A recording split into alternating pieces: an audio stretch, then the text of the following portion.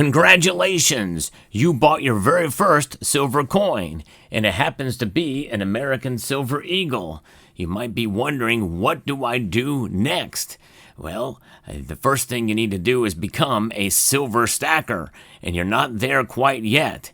I'm going to give you a couple of other steps that you can take to become a successful silver stacker in this video. I'll explain how and why as we explore.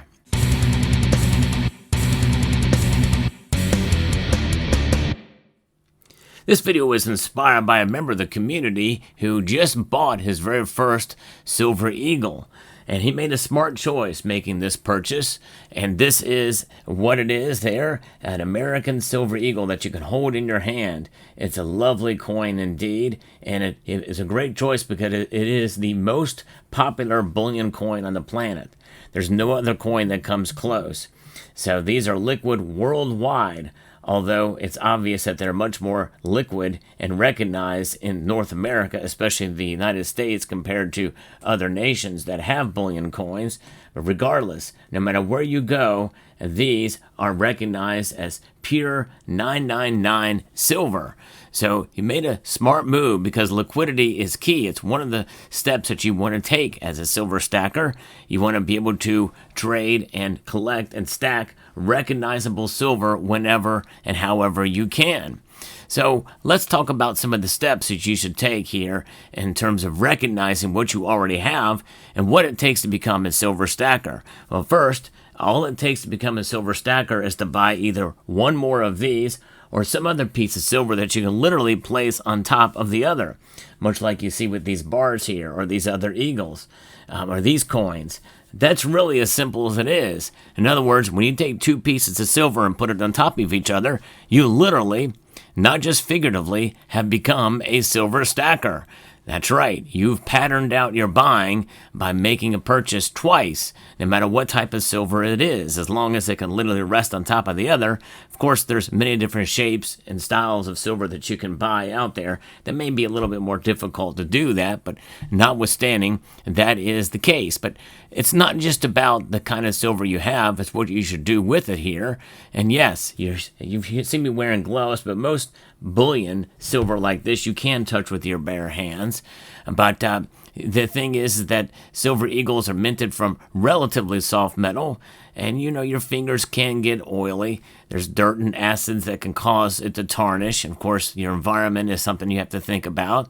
So if you got to hold it, you've got to be good to hold it by the edges. Really, in reality, that's the best way to be able to handle your silver.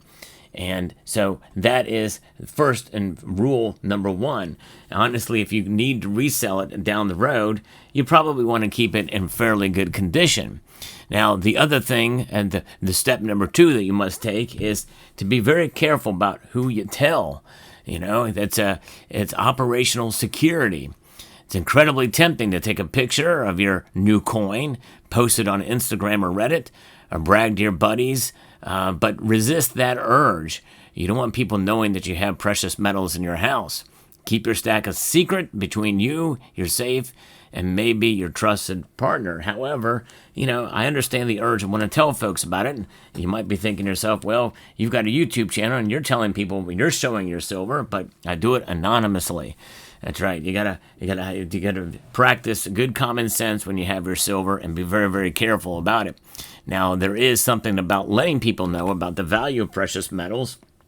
There's other ways that you can do that, but just be cautious and careful. Understand that it is something of value, much more valuable now, at least measured in terms of price, dollars, than ever before. So safety is paramount. Your security and your family's security is absolutely paramount when you're having and holding silver. Now, the third thing is to find a safe home for it. So whenever you're buying, you probably bought it at a local coin shop or maybe an online dealer. If you bought just the one coin, you probably likely have done that. You bought it from a local coin shop, much like I did one of my first American silver eagles. And yep, I've been around a long time. That's what my coin looks like now, and this is an example of what would happen if you handle it too much. Of course, I did this on purpose. It's something I have with me every single day as a reminder of what silver is as money. This is dated 1990. And by the way, if you bought your Silver Eagle, likely it is a newer one. So there you have the date, 2025, so maybe a 2025 or 2026. That is what the reverse looks like. It is an American Eagle. That's why they call it a Silver Eagle. But the reverse used to look like this. I actually like this design better. And that is what the old Eagle looked like on the reverse of the coin. So just as an example, there's two different designs for the reverse on the American Silver Eagle. And so understanding that as well, so you don't get confused if you go to buy others and they're not there. Now, if you do buy them, it's good to shop around for the best price for multiple different dealers and understand the reputable dealers whenever you go to make a purchase of your silver for the next time. Some places have better deals than others, and there's some organizations, whether you're buying online, peer-to-peer, and they have their own risks involved in it. Now, this channel is sponsored by a bullion dealer, an online dealer. Summit Metals are one of the fastest growing out there. Check them out next time you make a silver purchase. They have excellent customer service, competitive pricing, and fast shipping. But when you're buying silver, it's good to know your options. And there are plenty of options if you want to buy physical silver out there. And so keep that in mind as well. But when you get it and it gets delivered to you, there's something you want to make sure that when you're storing it, you want to make sure that it is stored in a cool, dry place. And if you're going to put any kind of capsules or any packaging on it, make sure it is free from PVC, because it will chemically ruin your silver or put a coat on it that makes it very difficult to get off. And so you want to avoid those plastic flips or sleeves that are PVC. Usually PVC-free flips are firmer, and most of them made nowadays are PVC-free. We also want to make sure that you watch the humidity. Silver does not like moisture. So store it in a cool, dry place, and usually, hopefully, that will be a safe, by the way. And you want to get yourself a very, very strong and well protected and well hidden safe if you can. There's other ways to be able to protect and hide your coins cleverly, but nonetheless, I think the idea is to have yourself something that's secure, and you want to keep your silver as pristine as possible. Also, sulfur in the air can also tarnish your silver. Some people like that effect. Sometimes it's unavoidable, but if you can find a way to keep the air clean and cool and dry, that's the best thing you have to think about whenever you're stacking silver as a new stacker. And so now you figure out your strategy for buying down the road.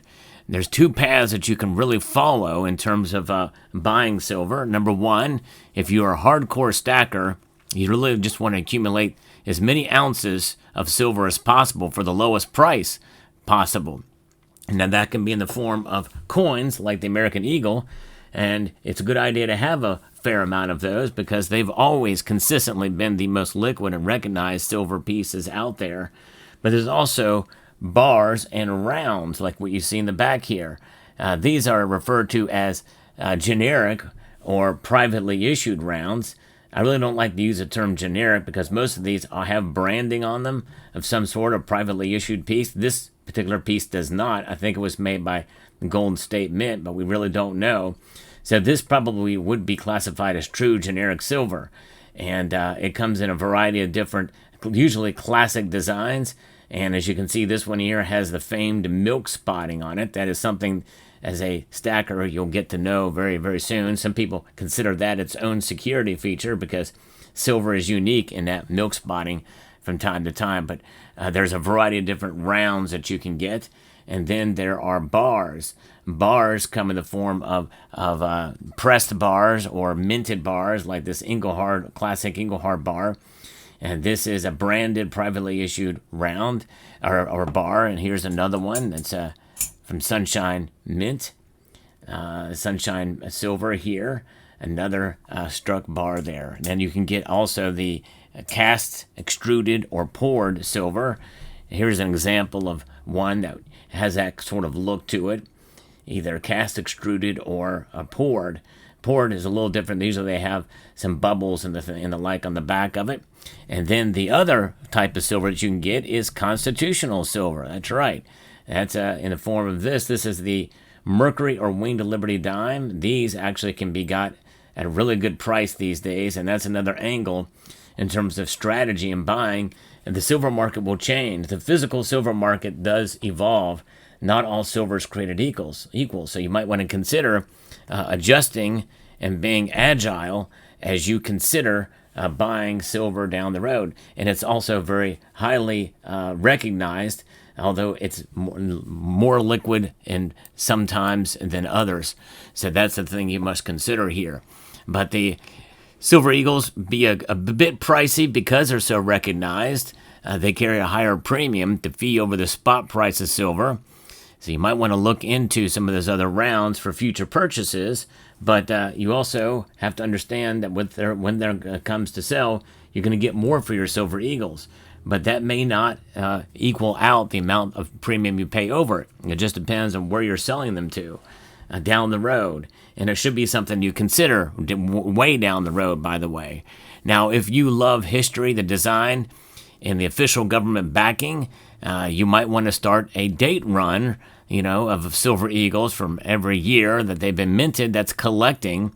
And that's a good idea because you can stack and collect at the same time. And with the prices where they're at right now, almost every uncirculated Silver Eagle is basically going to have the same amount of premium to it. There was a time when the 96 Silver Eagles carried a premium. That is not as much the case these days. But neither path is really wrong. But sometimes when you buy a piece that you really enjoy, more collectible silver, higher premium silver, you're less likely to get that premium back, but you may enjoy it. There's high collectible pieces you can pay very, very hefty premiums for, whether it's a proof American Silver Eagle from the United States Mint, or something from Germanium Mint, or Spectre's Mint, or these others, really high, low mintage, high quality craftsmanship pieces that are out there. But in the end, it's about dollar cost averaging overall as you start your stacking journey. The price is going to fluctuate.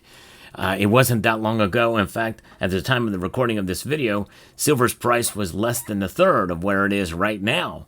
And so therefore, you're getting in when silver's price has moved up dramatically. And we're still trying to formulate a new support for where the silver price could be. And it could go back down. I doubt it's going to go back down to where it was before, but you never really know. In other words, whenever you buy an ounce of silver, whether it be an eagle, a bar, a coin, or a round, you must measure for the possibility that the price could fall and even fall dramatically. But as long as you hold on to that silver, you're going to do just fine because it is something that's going to preserve your wealth over the long course of time. And when you dollar cost average, that's how it really works out to where you preserve your wealth. So that's again, congratulations if you just started stacking. You made the right move by getting that Silver Eagle. And I'm going to encourage you to keep going. And so you've taken a step towards preserving your purchasing power with real hard assets in the form of silver. So let me know what your thoughts are down below. And do you remember the first Silver Eagle that you got? And what was the date? And where did you buy it? If you found this video informative, insightful, and educational, hope you will consider subscribing to the channel if you haven't done so already. And I want to extend a multitude of gratitude to each and every one of you for taking the time to watch and to encourage you to please rate, share, comment, and subscribe.